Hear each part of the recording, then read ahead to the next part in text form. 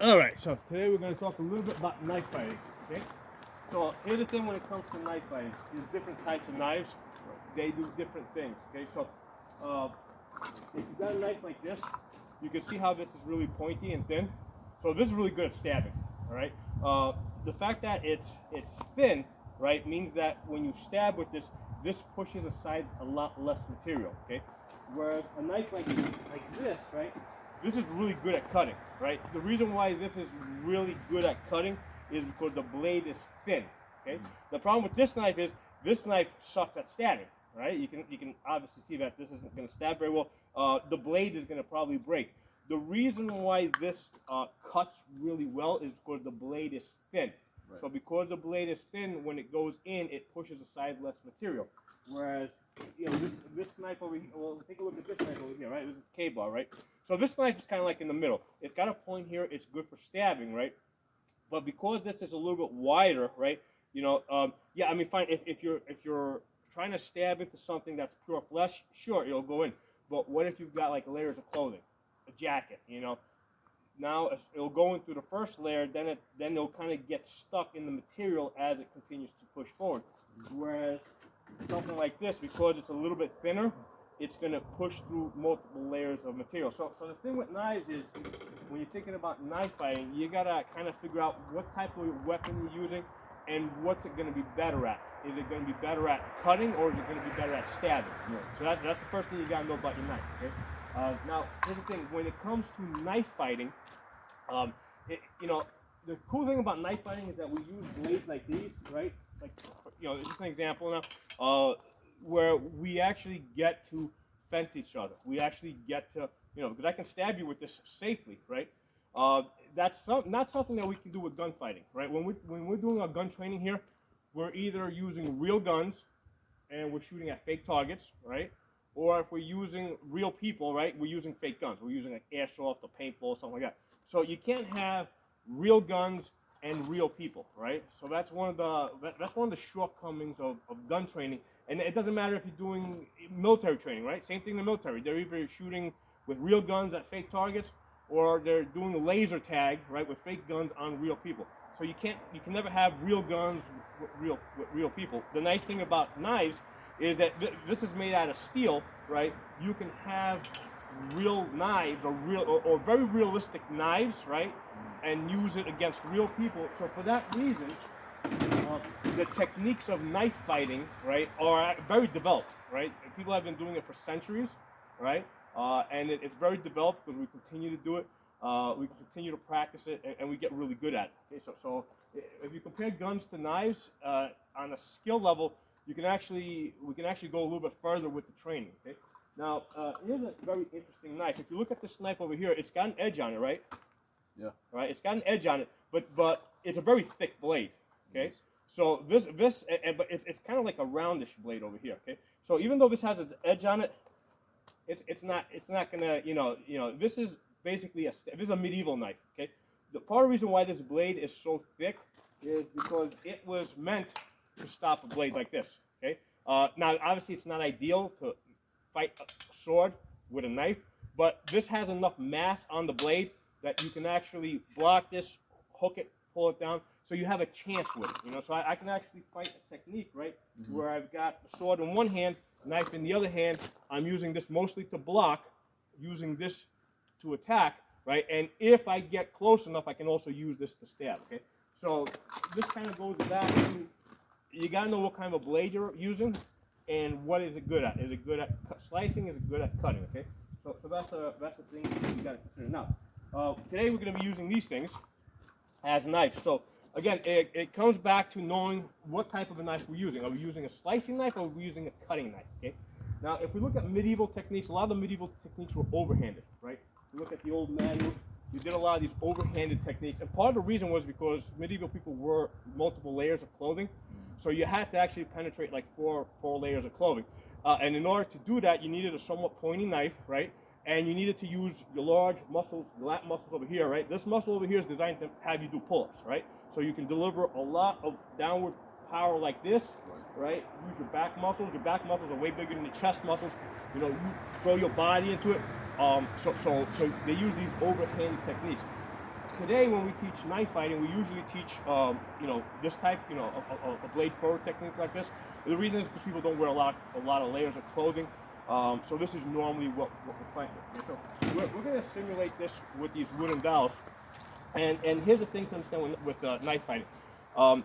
First of all, your body naturally moves in this motion, right? So if you hold a sword here, or the blade here, it's going to cut like this. You can cut back in the opposite direction. You can go diagonally. You can go across. Those are the natural movements that you can just, you make this X shape. You hold it out, make an X shape, right? See how it comes up, right? You can go from the opposite direction, right? So your body naturally wants to make that X movement, okay? Now the thing that you'll notice with that is when you make that X movement, right, from this position here, you're now in a position where you can come up and cut again, or you can also stab, okay? So at the ending position, I'm in a position where I can cut, or I'm in a position where I can stab, all right? So any cut can turn into a stab, or it can come back as a cut, okay? So that's the technique that, because right now we're talking about modern knife fighting, right? We're not talking about medieval knife fighting. We're talking about a situation where you have fairly thin layers of clothing that you're likely to encounter, and we're most likely, the type of knife that we're probably talking about is not even this, right? Probably not even this. We're probably talking about this, right? When we're talking about modern day knife fighting, we're talking about something like this. Now, so if we look at this knife over here, what's this good at doing, right? I mean, it's got an edge here, right? Yeah, but here's the thing. It's not gonna cut through clothes very well, right? Even though it's got, here, feel that edge. See, it's got an edge on it. Yeah. I can actually cut paper with this, right? I can take a piece of paper and I can cut it and say, wow, I got a sharp knife over here. But when you're trying to cut through, you're not, so this knife ultimately is gonna thrust, okay? So even though it's got a sharp edge on it, ultimately your final destination with this is to either cut, but there is one place where you can actually cut with this knife and for it to have some effect, okay? Well, it depends. Getting to the throw is kind of hard, okay? Now here's the thing. As we stand here, right? Extend out like you're gonna fight me, right? Okay. The closest thing to me is your hands, right? Okay. The hands are very sensitive, okay? If I hit you hard enough there, you're gonna want to drop that, right? So I can, even though this thing has very little weight on this, right? If I hit you hard here, that's not gonna make you, if I hit you hard on the arm here, that's not gonna make you drop the knife. But if you got your hand out, and I hit you hard enough on the fingers, you're gonna get a lot of pain in your hand. There's a good chance that that's gonna make you drop the knife, or get you to think about pain rather than killing me, right? So that's a good target area, the fingers, okay? Especially with a typical. Was it hurting already? No. Oh, okay. I'm just looking. Making sure your fingers still there? Yeah. So this is really good at stabbing, but as far as cutting, right? Even though, let me get this box over here. Hold on for a second. Right. So this has a blade over here, right? So the way people usually test their knives is they'll cut into a piece of paper like that. Say, oh look, it cuts. It's a sharp knife. Yeah, it's a sharp knife, but it's not going to cut through fabric. Okay, it's just not how it works. So as far as my cutting motions, my target area is your fingers, right? That's where I'm going to cut at. If I had a really sharp knife like this, now this knife has no chance of thrusting. Okay, so with this knife over here, now I'm looking to cut your hands, but because this is such a thin blade that cuts, I can also look at cutting tendons. I'm gonna pull the blade back so I can cut you. Right? I can cut tendons here. I can cut into muscle here. This is a good knife where, if we get into a situation like that, where instead of just going for the fingers, because the fingers are a smaller area, I can cut at your wrists, okay? Right? And then from here, I'm set up, right? When I cut here, right? From here, I'm set up to now cut here, right? So I'm constantly making these back and forth motions, working with the natural movements of my body, okay? Now, what I want to talk to you about now is distance, okay? With my wood. Oh, I put it over there. So, when it comes to knife fighting or sword fighting, right, one of the most important things to consider is the distance. Because, see, in this position here where we're at, right, let's get into a fighting position, right? Right, we know, like, I can't reach your hand, you can't reach me. I know I'm in a safe position here. This is what we call our engagement range. The reason is because, see, at this distance here, back up a little bit so we both get into here. So at this distance here, I have to take more than one step to reach you, right? But in this position here, right, even though I can't reach you, you can't reach me, with one step, I can reach you. So that's why we call that engagement range, okay? So I'm out of range, but I can quickly come into range, right? And then in here is where this is in close range. I don't have to move. I can stab you, you can stab me. This is the most dangerous place to be with a knife, okay? I almost never want to get this close unless I already have control of your knife. So if I'm here, extend out, right? So if I'm here and basically I'm here, I come down like this, this is when I want to enter that range. And now I'm set, I've taken control of your blade, and now I'm set up for the thrust, right? But I'm not going to come in this close until I've already got control of that, right? And there's a couple of ways, you know, one of the ways that we may have to, like, let's say you're attacking me, right? So here, right, I blocked it there. I might take control like this, and now I'm following the same motion. Cut here. Now from here, I'm in a position to decide what kind of a blade. I made my first cut. Okay, I'm going to make a decision. What kind of knife do I have? Is this a stabbing knife or is this a cutting knife? If this is a razor, like this over here, right? I can't stab you, so I'm either going to cut at your throat, or if I don't want to kill you, I can cut at the bicep, right, or the tendon, right? Because if I cut the tendons over here, you can't do anything. As I come up here again, I'm in a position to make another cut. Right, and as every time I make my cut, I'm in a position to decide, do I want to make a cut or do I want to make a stab? And that's going to be determined by what type of blade do I have. Do I have one that's really good at cutting, or do I have one that's good at stabbing? Okay, so that's the thing you want to be always aware of. Now, as I was starting to say, the most important here is this concept of distance, because here we're in a position I can't reach you, you can't reach me. Now, if you come towards me, like let's say come in and attack me, if I stand still. Yeah, okay, I'm trying to block this. Maybe I'll get the block. Let's do it again. Come over here. Like, let's say I don't even use the knife. Let's say, maybe I'll get this block. Maybe I won't get this block. You know, the point is, I'm standing still. You're moving forward towards me, let's say at, I don't know, 15 miles an hour, right? All right. From my perspective, you're moving into me. I have to, like, basically, you know, I have to basically, like I got my two crosshairs here, right? It's like, there's my target, right? So I have to make this calculation as you're moving, get back and move in again. If I stand still, I have to make a calculation at what point you're going to be here and at what point I'm going to block you, all right, or somehow stop that blade. The problem is that if I make a mistake, right, in my calculation of at what point the two of us are going to meet, there's a good chance that I'm dead, okay? So the way that I fight, the way that most fencers fight is, when we come over here, what I want to do is I want to match your speed. So step back a little bit, right? So now as you come in, see what I did? Okay, so what I did is, as you came in, right, I maintained the distance. So stick out your blade for a second, right? All right, so basically, you're going to basically move in. See how I maintain the distance? Move back, back, back, back, back. Okay, go that way. See how? Come in, right? Okay, so by me matching your distance, whatever speed you're going in, if you're moving forward 15 miles an hour, I want to be moving backwards 15 miles per hour, because I want to be able to match your speed so I can see what are you doing with your hands, what are you doing? And the perfect example of this is when you're driving down the road, right?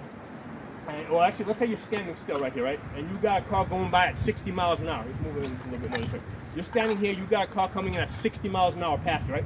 You can't see what the guy inside the car is doing because you're standing still. That car's going right past you at 60 miles an hour.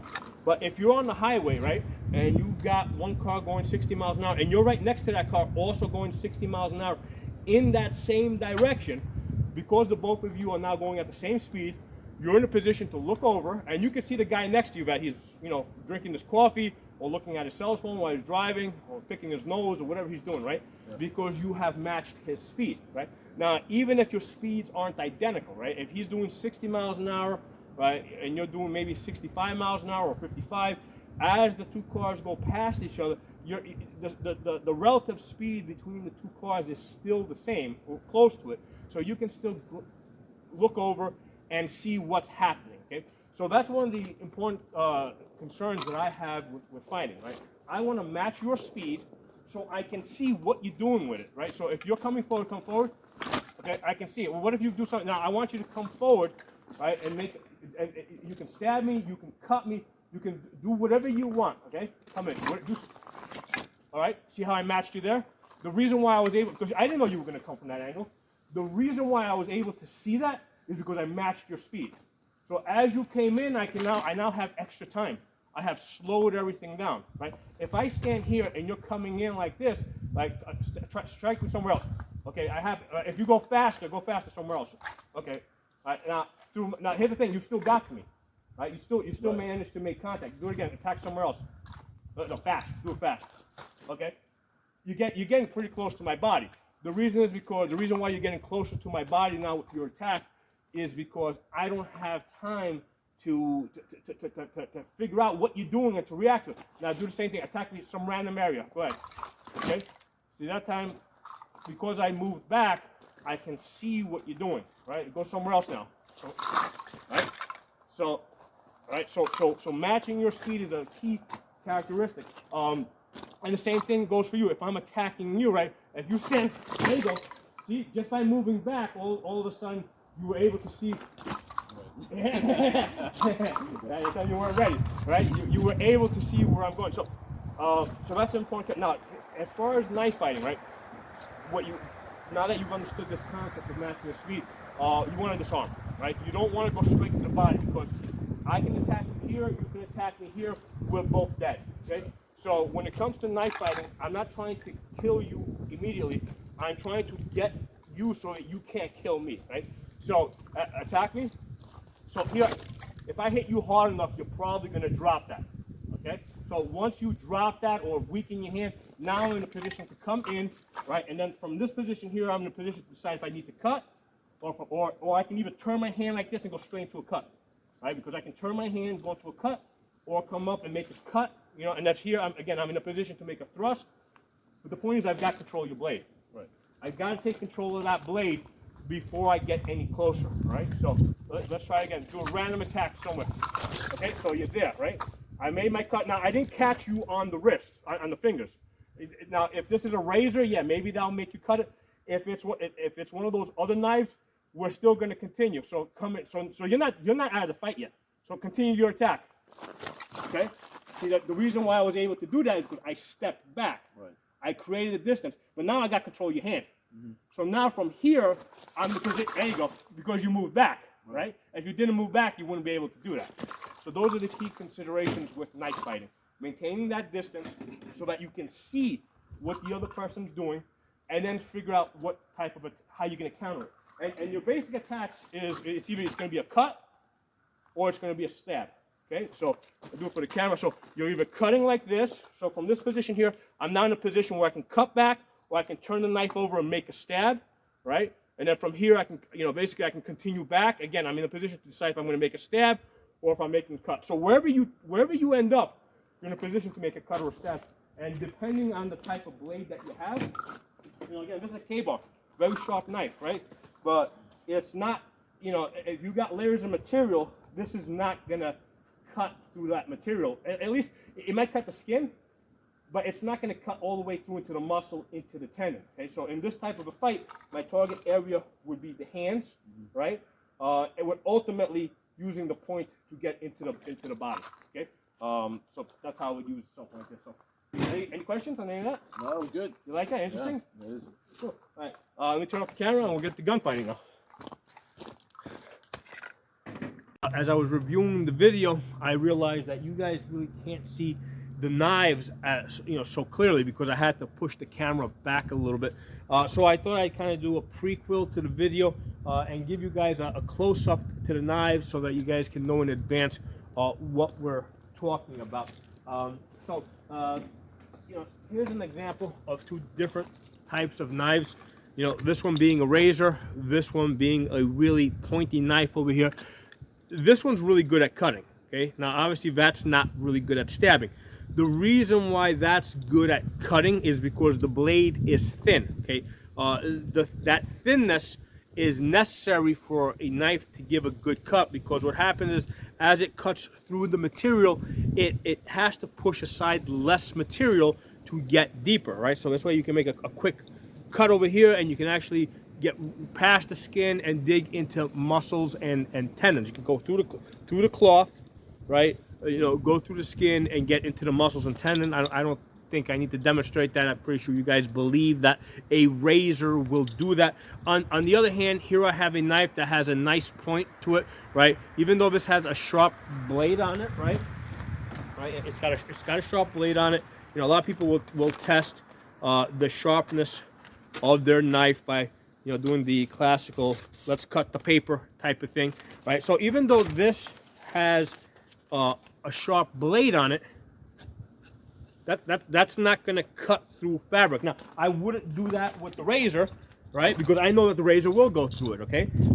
So this knife, and the reason why it's not cutting into the material is because the blade is a little bit thicker, and it needs to be thicker in order for this to be a good stabbing knife. Because what happens is, if you know, I need to be able to push down on something, okay, and for that blade not to bend or break. If I did the same thing with this razor, you know, basically you can see how that blade is already bending, okay? So a thin knife that is good for cutting, you know, is not gonna be good for stabbing because it's gonna break, okay?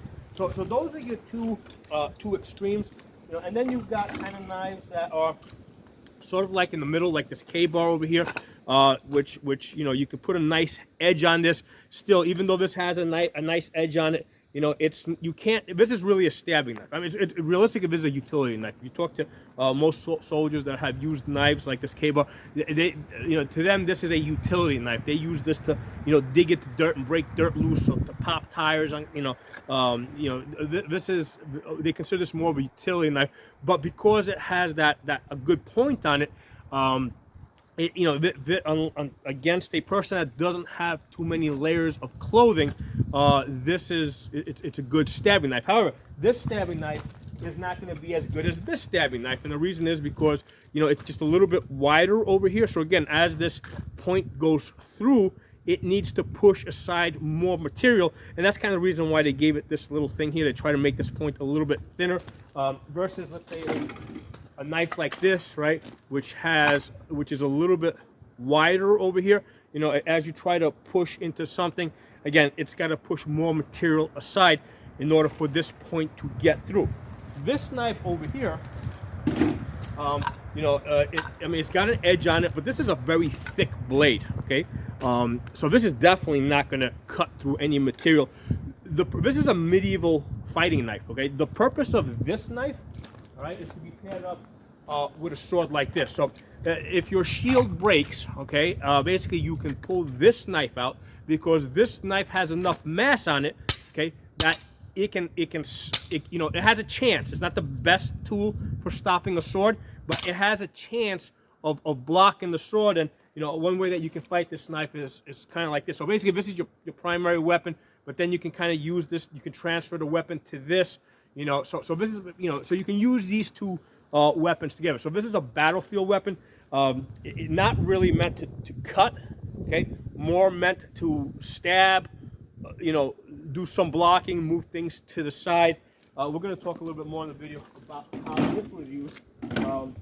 Now over here I've got two different types of swords, right? So same thing, same deal. This sword is really good at cutting, all right, because, you know, you can see the blade is a little bit round over here. It's got more mass on the blade, so this will cut better. And this doesn't, the funny thing is, this doesn't need a razor sharp edge in order for this to cut good, because this has enough mass behind it that even with a relatively dull blade, you can still make good cuts with this. Now this type of sword here really, you know, typically had a thinner blade. Even though if you put an edge on this, yeah, it can cut. This is really not good at cutting. This is really good at stabbing. This is a stabbing tool, right? This is how this was primarily used with. And if you were going to pair up a knife to this, you would use something like this, right? So a thinner, longer knife. The way I would fight this is something like this. And the purpose of this, it's long, is to try and catch the other person's blade at distance and kind of basically deflect it out of the way. Okay, so that's how these type of knives were used. So the important point I'm bringing out here is, when you look at a knife, right, you gotta decide what kind of a knife do you have. Do you have one that's good at cutting, or do you have one that's good at stabbing? All right, and based on that, you're gonna you're gonna be able to figure out what you gotta do with it. In the video, one of the knives that I use, is this knife over here for the demonstration. Typical pocket knife. If we're talking about using a knife for self-defense, realistically, you're not gonna, it's not likely you're gonna be carrying a K-ball like this, right?